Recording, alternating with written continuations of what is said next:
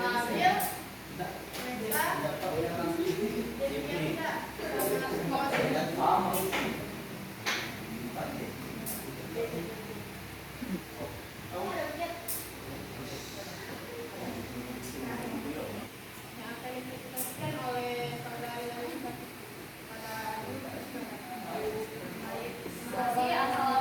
warahmatullahi wabarakatuh dan selamat pagi. Pagi. Ya, tadi sudah diperkenalkan saja ke pendahuluan. Pendahuluannya yaitu ilmu pengetahuan adalah gabungan dari berbagai pengetahuan yang disusun secara logis dan bersistem. Teknologi adalah keseluruhan sarana untuk menyediakan barang yang diperlukan keberlangsungan dan kenyamanan itu. Nah, di era globalisasi seperti sekarang yang kita rasakan semuanya, ilmu pengetahuan dan teknologi berkembang sangat cepat di tengah masyarakat atau di tengah-tengah kita.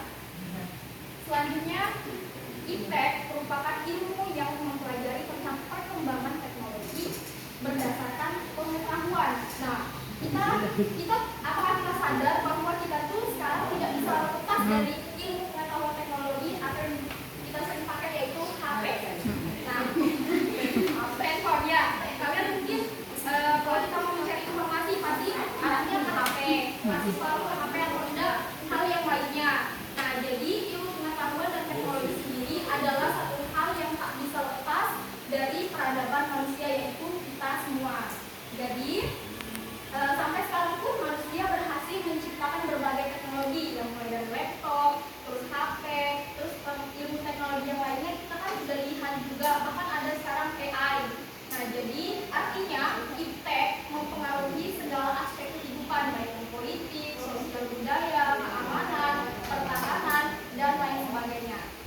Lanjut, di bidang politik. Nah, dalam bidang politik ini bagaimana sih cara kita untuk bersikap selektif dalam menggunakan ilmu pengetahuan teknologi ini, yaitu dengan menjaga ideologi Pancasila. Bagaimana menjaga ideologi Pancasila? Yaitu menjalankan norma-norma yang ada di Pancasila, mulai dari sila 1 sampai sila 5. Yang kedua, berpartisipasi aktif dalam politik. Nah, kita di sini kan sudah rata-rata nih umur 17 tahun. Ya, kita berpartisipasilah dalam pemilu, yaitu mencoblos presiden atau legislatif bawah-bawah yang lain.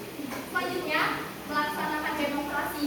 Yang kita ketahui ini, kita kan sekarang berkumpul, artinya kita nanti selesai presentasi ini bakal ada musyawarah atau mengobrolkan, membicarakan tentang apa yang saya bahas. Jadi itulah yang disebut dengan demokrasi. Kita sudah menjalankan bahkan setiap hari kalau ada masalah. Yang keempat, menggunakan teknologi informasi. Bagaimana kita menggunakannya? Yaitu mencari informasi yang terstruktur dan terjamin serta terpercaya. Nah, ini lumayan banyak dari contoh-contoh yang saya dapat di bidang politik, yaitu berpegang teguh pada dasar-dasar negara dan konstitusi, mengamalkan nilai-nilai Pancasila dalam kehidupan sehari-hari, dan lain sebagainya. Bisa kalian lihat. Oke, next. Nah, kita masuk ke dampak positif dalam bidang politik. Yang pertama, memudahkan kita mencari informasi. Mencari informasi yang bagaimana? Kita kan di tengah sekarang ini lagi musimnya kampanye, lagi musimnya pencalonan presiden yang baru. Nah, jadi memudahkan kita untuk mencari informasi terkait pemimpin-pemimpin selanjutnya. Yang kedua, meningkatkan kesadaran pentingnya politik. Nah, kita dengan ilmu pengetahuan juga kita bisa tahu nih ada politik ini penting juga dalam kehidupan kita, karena nanti pas kita keluar dari pendidikan SMA mau tidak mau pasti ada salah satu dari kita yang termasuk ke dalam politik. Amin. Model strategi. Amin maksudnya. Terus model strategi kampanye ini sengaja tidak dijelaskan siapa orang yang mau bertanya, jadi ada bakat kita diskusi. Yang keempat, kampanye terfokus. Ini juga saya tidak akan jelaskan, biar kita sama-sama diskusi. Yang kelima, penggalangan dana. Nah, penggalangan dana yang seperti kita ketahui, kalau misalnya kita mau penggalangan dana, tak perlu kita datang transaksi satu, karena kan ribet. Satu Indonesia mau datang transaksi satu, biayanya lebih besar daripada kita dapatkan nanti. Jadi dengan ilmu pengetahuan teknologi, kita bisa menggunakan satu web saja untuk membuka penggalangan dana terkait apa, korban apa, banjir kah, gempa kah, apa yang sekarang tentang Palestina. Nah, itu kita juga bisa penggalangan dana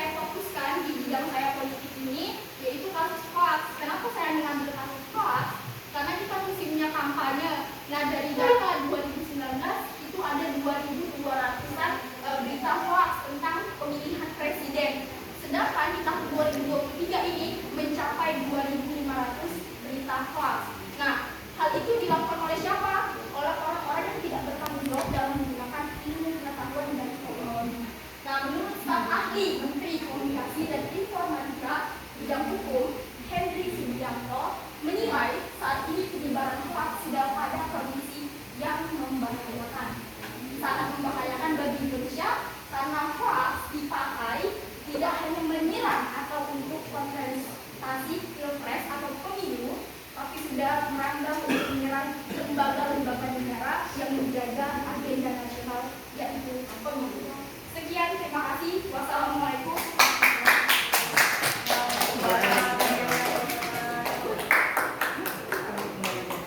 Ini kesimpulan nanti saya bacakan setelah nanti kita proses diskusi. Jadi ini teman-teman, oh iya, saya kembalikan dulu ke moderator karena ada moderator yang memimpin sesi presentasi kali ini. Pada moderator. Saya jawab bagi teman-teman yang ingin bertanya, silakan. Oke, silakan bertanya. Tadi luar biasa disampaikan Alini. Kasih aplaus dulu yang meriah dong. Luar biasa pemateri yang disampaikan di depan. Tentunya kita semua menjadi jelas dan sangat jelas itu yang disampaikan sama Alini. Jadi dan perlu tadi disampaikan juga ada beberapa yang kita mau diskusikan sehubungan dengan materi yang mereka bawakan. Nah, jadi dipersilakan kepada teman-teman semua yang mau mendiskusikan atau sharing bersama tentang politik di pengaruh iptek, kemajuan iptek di bidang politik. Ya, dipersilakan kepada teman-teman yang ingin mendiskusikan. Untuk operator, disilakan materinya agak dinaikkan tadi, termasuk dampak-dampak itu. Nah, oke cukup. Nah, ini ada. Nah, tadi masih ada beberapa dampak positif dari iptek di bidang hukum, di bidang politik. Ini tadi belum banyak disampaikan dan perlu kita diskusikan bersama. Silakan siapa dari teman-teman yang mau menyampaikan pertanyaannya? Kampanye terfokus ini saat saya mencari di internet masih kurang bahan. Jadi yang saya dapatkan di internet kampanye terfokus itu maksudnya model kampanye ini bisa dilakukan dengan adanya teknologi pelacakan web. Nah, jadi dengan pelacakan web adalah teknologi yang mengumpulkan informasi aktivitas dan halaman web yang dilakukan oleh calon-calon calon presiden, calon legislatif. Nah, mungkin dari teman-teman ini adakah yang lebih memahami apa itu kampanye terfokus? Siapa tahu bisa sharing sama kelompok kami, kelompok politik. Ya. Yang kalian baca sehubungan dengan politik, perkembangan politik yang ada, dan pastinya nanti akan dihubungkan ke teknologi, perkembangan teknologi yang ada. Dipersilakan, silakan mau sharing boleh ya. Anissa, silakan maju ke depan Anissa. Ya, luar biasa. Tidak harus berupa pertanyaan, tapi bagaimana sharing ya. Maksudnya sharing pertanyaan boleh, tapi nanti bisa diberikan sanggahan supaya menjadi sebuah informasi yang lebih meluas gitu ya. Oke, silakan. Ya, depan.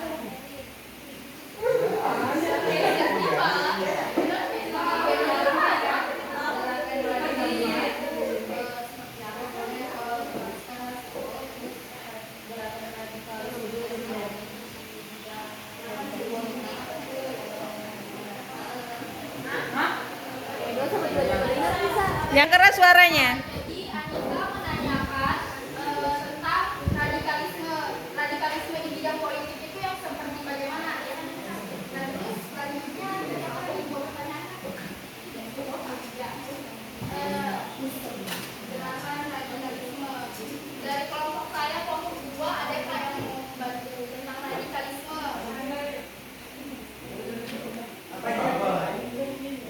Nah, kalau misalnya dampak negatif nah, di dampak negatif di yang bagian dapat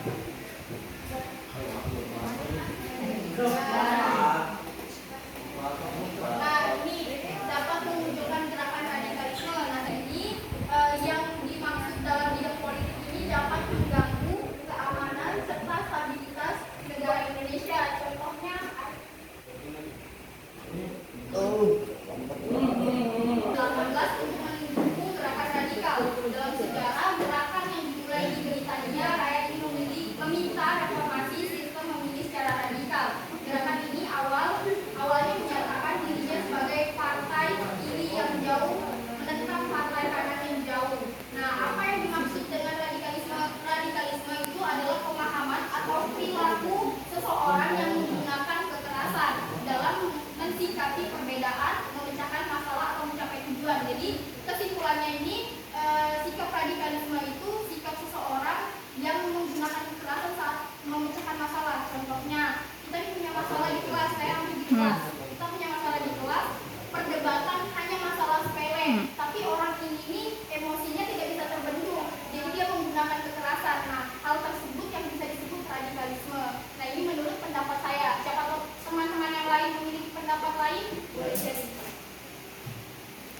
Silakan yang mau memberikan pendapat lain sehubungan dengan radikal. Ada tadi kan ada beberapa handphone tuh, bisa dicari juga di laman internet. Apa sih itu radikal, supaya kegiatan sharing ini bisa berjalan gitu. Jadi bukan terfokus pada Alini saja, yang lainnya juga boleh. Silakan. Siapa tahu ada punya pengertian dari radikal dari selain yang disampaikan Alini. Ya, silakan. Di internet katanya contoh radikalisme yang bisa membahayakan kesatuan Republik Indonesia itu LGBT. LGBT tahu kan yang kelamin. Nah, jadi di internet ini mengatakan bahwa contoh radikalisme di Indonesia itu adalah pasangan LGBT. Nah, sekarang saya timbul nih pertanyaan, kenapa bisa pasangan LGBT membahayakan kesatuan Republik Indonesia? Teman-teman ada yang tahu kan? Jenis nih, kita kan di kalau misalnya diciptakan itu berpasang-pasangan, terus tuh nantinya mempunyai keturunan. Nah, nanti kalau misalnya pasangan LGBT ini bersatu, terus semuanya pasangan LGBT itu dilumrahkan di Indonesia, terus tuh tidak lagi menjadi masalah baik di kaum yang dewasa maupun kaum yang sudah tua, tidak mempermasalahkan pasangan LGBT. Nah, nanti yang menghasilkan keturunan Indonesia siapa? Yang menjadi pemimpin selanjutnya siapa? Toh nanti pemimpin-pemimpin selanjutnya bakalan tua, bakalan sudah tidak bisa lagi memimpin Indonesia. Kalau misalnya pasangan LGBT ini ada, nanti yang memimpin siapa? Kan tidak ada keturunan. Kalau menurut saya, kalau menurut teman-teman, ya bisa jadi. Bisa jadinya berarti bisa jadi itu, bisa juga tidak. Berarti ada lagi alasan lain. Ya, oke. Silakan yang bisa memberikan alasan. Kenapa? Jadi ada materi yang perlu didiskusikan yang baru lagi.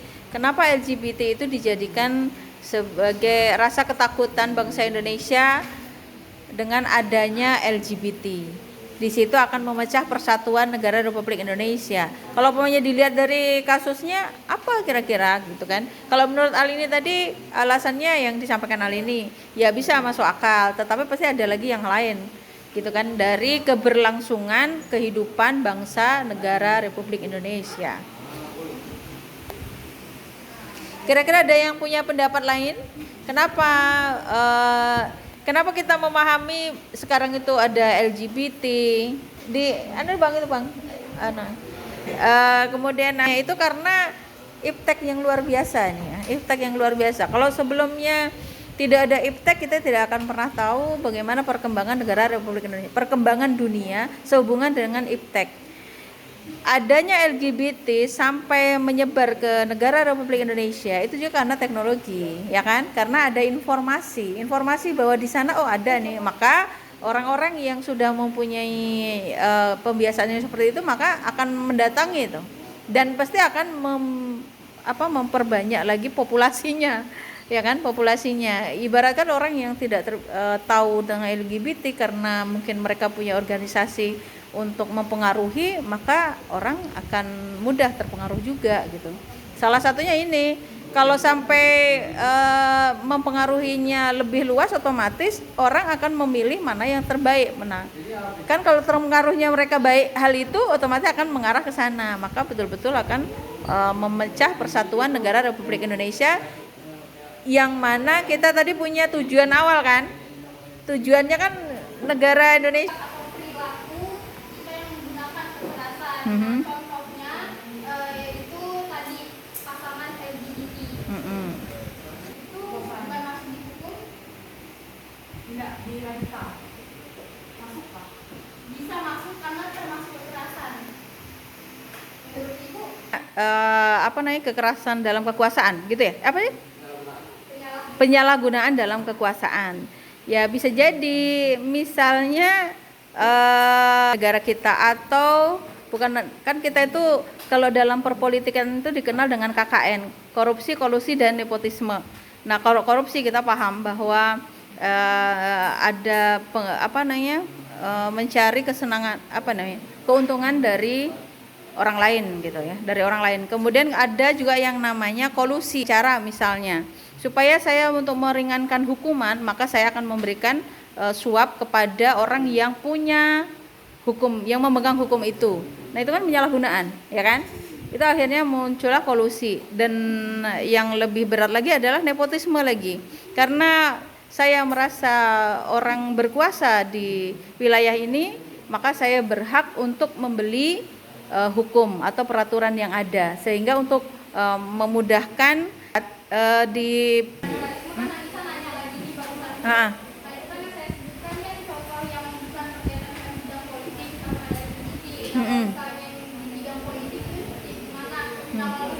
karena itu efeknya menjadi betul radikalisme bisa, karena merasa bahwa kan pasti ada yang itu membela si A dan membela yang si B, dan akhirnya akan muncul tadi itu kebencian dan akan muncul konflik di antara kedua belah pihak itu, karena merasa bahwa apa yang disampaikan itu tidak benar, ya kan? Kemudian yang disampaikan yang ini merasa benar, dan akhirnya terjadi konflik dan terjadilah maka radikalisme itu, kekerasan. Oke. Ada lagi, silahkan. Ada lagi? Kesimpulan dan juga apa yang bisa Alini sampaikan atau kelompoknya Alini sampaikan kepada teman-teman dalam hal menangkal atau kita tidak termakan hoax lah, pada intinya seperti itu. Oke. Boleh berdiri, silakan. Siapa yang mau memberikan statement?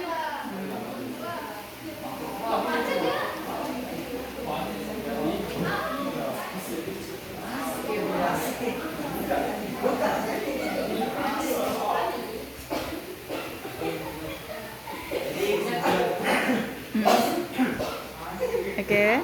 Jadi kesimpulan dari kelompok kami, jadi sekecil apapun informasi yang kita terima, lebih baik kita sering terlebih dahulu, lalu share agar kita tidak menjadi salah satu orang penyebar berita hoax. Oke, good, luar biasa. Terima kasih. Ya, kasih aplaus. Silakan moderator untuk menutup. Ya.